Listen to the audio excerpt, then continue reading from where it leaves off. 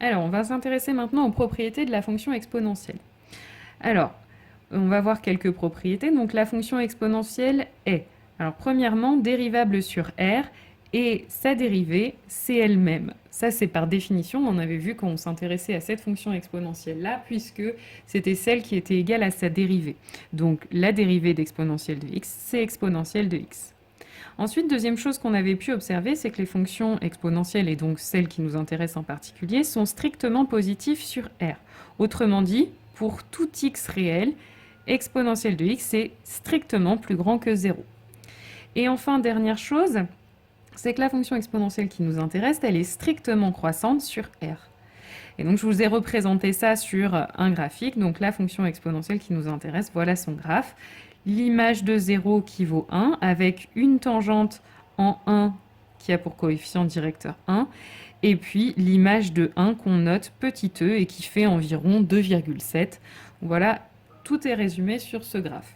Et donc, on en déduit le tableau de variation suivant. Donc, e de x est croissante de moins l'infini à plus l'infini. L'image de 0, c'est 1. L'image de 1, c'est e. De ce tableau découlent quelques propriétés qu'on va voir tout de suite. La première, c'est que exponentielle de x est strictement plus petit que 1 si et seulement si x est inférieur à 0. Donc là, on voit bien dans le tableau 1. Ce sera plus petit que 1 en dessous de 1. La flèche descend en dessous de 1 sur les négatifs. Ensuite, exponentielle de x sera strictement plus grand que 1 si et seulement si x est strictement plus grand que 0. Et puis, exponentielle de x est égale à 1 si et seulement si x est égal à 0. C'est la seule valeur pour laquelle x égale 0, c'est la seule valeur pour laquelle l'exponentielle est égale à 1. Ensuite, une deuxième petite série qui découle du fait que la fonction est strictement croissante, c'est que exponentielle de x sera inférieure à exponentielle de y si et seulement si x est inférieur à y. D'accord? Donc, c'est-à-dire que si vous avez un petit x qui traîne quelque part par là plus petit que y, son exponentielle sera plus petite, et vice-versa. C'est-à-dire que si vous avez une exponentielle qui est plus petite qu'une autre, c'est que forcément votre x est plus petit que votre y. Et puis, si exponentielle de x est égale à exponentielle de y, étant donné que votre fonction est strictement croissante, ça veut forcément dire que x est égal à y, que vous avez regardé la même image. Alors, ces propriétés vont nous servir à résoudre des équations et des inéquations, et c'est l'exemple qu'on va voir tout de suite. Alors, la première équation, c'est exponentielle de x au carré moins 1 égale 1. Donc là, l'idée, c'est d'utiliser l'une ou l'autre de ces propriétés pour arriver à résoudre cette équation.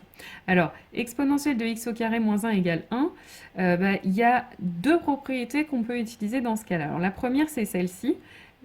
Une exponentielle sera égale à 1 si et seulement si la puissance est égale à 0.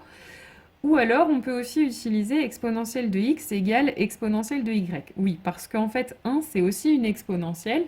1, je peux le réécrire comme exponentielle de 0. On sait qu'exponentielle de 0 fait 1. Donc, du coup, ces deux exponentielles seront égales si et seulement si leurs puissances respectives sont égales. C'est-à-dire si et seulement si x au carré moins 1 est égal à 0. Alors, une petite remarque quand même, si on avait utilisé cette propriété-là, on aurait pu éviter l'étape intermédiaire qui est là. Une exponentielle sera égale à 1 si et seulement si sa puissance est égale à 0. Donc là, l'exponentielle de x au carré moins 1 est égale à 1. Ça veut forcément dire que x au carré moins 1 est égal à 0.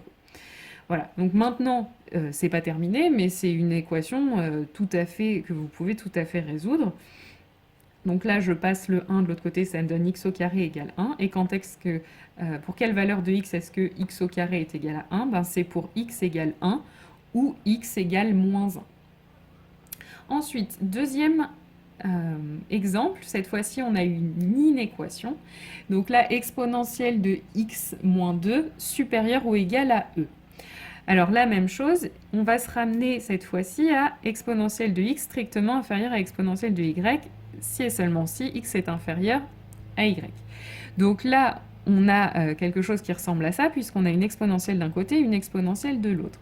Alors, E, il faut se rappeler, c'est en fait exponentielle de 1. Et donc, cette exponentielle sera plus grande que celle-ci, à condition que sa puissance soit plus grande que celle-là. C'est ce que nous dit cette propriété. Donc là, ce qu'on peut dire, c'est que la puissance de la première, c'est x moins 2.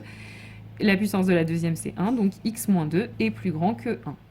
Et donc là, encore une fois, on se ramène à une inéquation que vous savez résoudre. Donc on essaye d'isoler x. Donc je passe moins 2 de l'autre côté, ça devient plus 2. Et donc j'ai x supérieur ou égal à 3.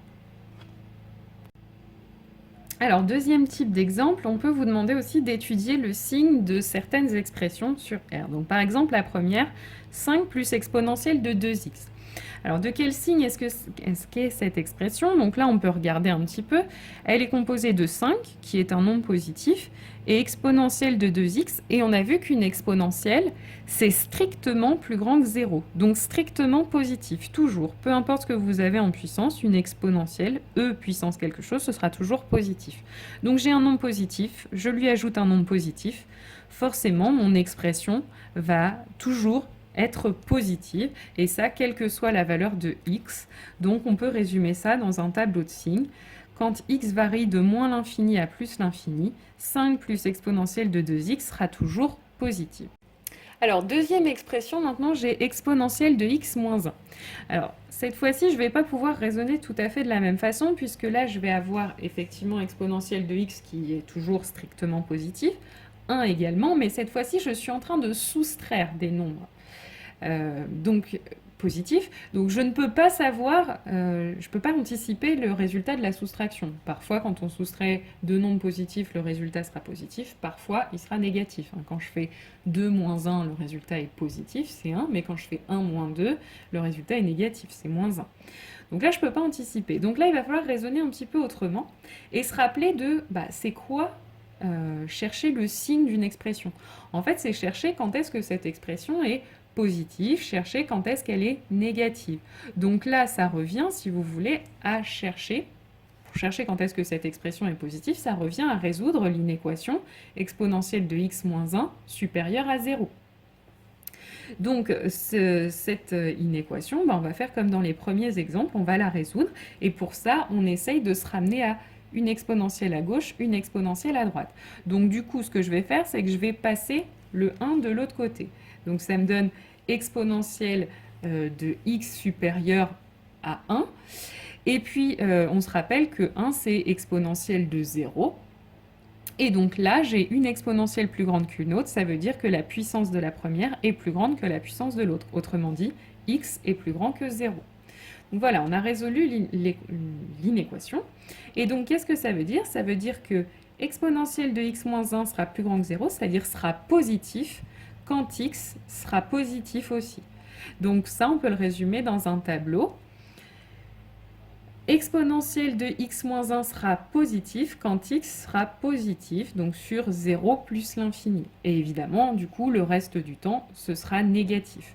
Donc là, j'ai choisi de résoudre l'inéquation supérieure à 0, mais vous pouvez très bien résoudre l'inéquation inférieure à 0. Vous auriez trouvé qu'il faut que x soit inférieur à 0. Du coup, vous auriez mis le moins ici et vous en auriez déduit le plus. Ça, vous faites comme vous voulez.